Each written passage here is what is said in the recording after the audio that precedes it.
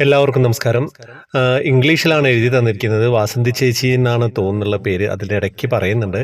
അപ്പം അത് ഞാൻ ട്രാൻസ്ലേറ്റ് ചെയ്ത് നിങ്ങളോട് പറയാണ്. അപ്പോൾ എന്തായാലും ഗുരുവായൂർ ഉത്സവത്തിൻ്റെ സമയമായിട്ട് ബന്ധപ്പെട്ടുള്ള അനുഭവമാണ്. ഏതായാലും ഇപ്പം നല്ല കറക്റ്റായിട്ടുള്ള സമയമാണല്ലേ. ഞാൻ എൻ്റെ അനുഭവം പങ്കുവയ്ക്കാൻ ആഗ്രഹിക്കുന്നു എന്ന് പറഞ്ഞിട്ടാണ് തുടങ്ങിയത്. ഞങ്ങൾ എല്ലാ വർഷവും ഗുരുവായൂരിൽ ഉണ്ണിയെ കാണാൻ പോവാറുണ്ട് കേട്ടോ. എനിക്ക് ഒരുപാട് എക്സ്പീരിയൻസുകൾ ഉണ്ടായിട്ടുണ്ട്. അതിൽ ഞാൻ ഒന്ന് ഷെയർ ചെയ്യാം. 2 വർഷങ്ങൾക്ക് മുമ്പ് ഞാൻ ഗുരുവായൂരിൽ ഉത്സവത്തിനെത്തി കേട്ടോ. ആദ്യത്തെ ദിവസമായിരുന്നു, അന്നാണല്ലോ കൊടിയേറ്റം. നിലമ്പലം മുഴുവനായിട്ടും ജനങ്ങൾ തിങ്ങി നിറഞ്ഞിരിക്കുകയാണ്.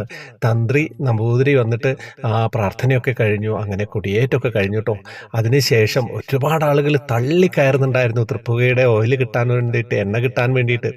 അങ്ങനെ എന്താ സംഭവം, ജനങ്ങൾ അങ്ങനെ തള്ളുകയാണ്. എൻ്റെ ഭർത്താവ് ആ തള്ളിൽ അങ്ങോട്ട് മുന്നോട്ട് പോയി. എന്നിട്ട് എന്നെ എൻ്റെ ഭർത്താവിൻ്റെ കയ്യിൽ കുറച്ച് കിട്ടിയിട്ടോ. എന്നിട്ട് എന്നെ തിരിഞ്ഞെന്ന് ഒച്ചത്തിൽ വിളിക്കാന്ന്, വാസന്തി വാസന്തി വേഗം വാ, ഇവിടുന്ന് കിട്ടുമെന്ന്. അദ്ദേഹം വിളിച്ചു എന്നല്ലാതെ എനിക്ക് അങ്ങോട്ട് പോകാനേ പറ്റിയില്ല കേട്ടോ. അങ്ങനെ കീശാന്തി ഇപ്പോൾ വന്ന് എല്ലാവരും പുറത്തേക്ക് പോയി, ഞങ്ങളും അങ്ങനെ പോയി. പക്ഷേ നമുക്ക് പുറത്ത് പോയിട്ട് ഞങ്ങളുടെ ഷൂ ഒന്നും കാണുന്നില്ല, ചെരുപ്പൊന്നും കാണുന്നില്ല. അങ്ങനെ ഞങ്ങൾ വീണ്ടും ഉള്ളിലേക്ക് വരാൻ തീരുമാനിച്ചിട്ടോ. അങ്ങനെ നമ്മൾ ഒരു വഴിയിലൂടെ ഉള്ളിൽ വന്നു. അപ്പം പിന്നെ നമ്മൾ ഭഗവതി ടെമ്പിളിലൂടെ പുറത്തേക്ക് പോവാണ്.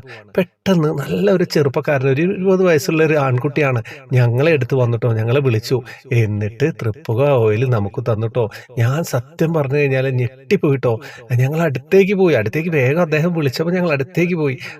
അദ്ദേഹം അവിടെ നിന്നിട്ട് ചിരിച്ചുകൊണ്ടാണ് ഞങ്ങളുടെ അടുത്തേക്ക് വന്നത്. ഞങ്ങൾക്ക് ഒരു പാത്രത്തിൽ തൃപ്പുക ഓയിൽ ഉണ്ടായിരുന്നു, അത് നമ്മളുടെ കയ്യിലേക്ക് നമുക്ക് ഒഴിച്ചു തന്നിട്ടോ. എന്നിട്ട് സന്തോഷം എന്നല്ലാതെ നമുക്ക് എന്താ പറയേണ്ടത്, നമ്മളത് കുടിക്കുകയും ചെയ്തു. നമ്മൾ വളരെ വളരെ സന്തോഷമായി. നമ്മൾ ഒരു 100 രൂപ കൊടുത്തു കേട്ടോ. 100 രൂപ കൊടുത്തപ്പോൾ അദ്ദേഹം പറയാണ്, എനിക്ക് പണത്തിൻ്റെ ആവശ്യമൊന്നുമില്ല, ഇതെൻ്റെ സന്തോഷത്തിന് ചെയ്താണ്. അവൻ പറഞ്ഞ് ചിരിച്ചുകൊണ്ട് അങ്ങോട്ട് പോവുകയാണ്.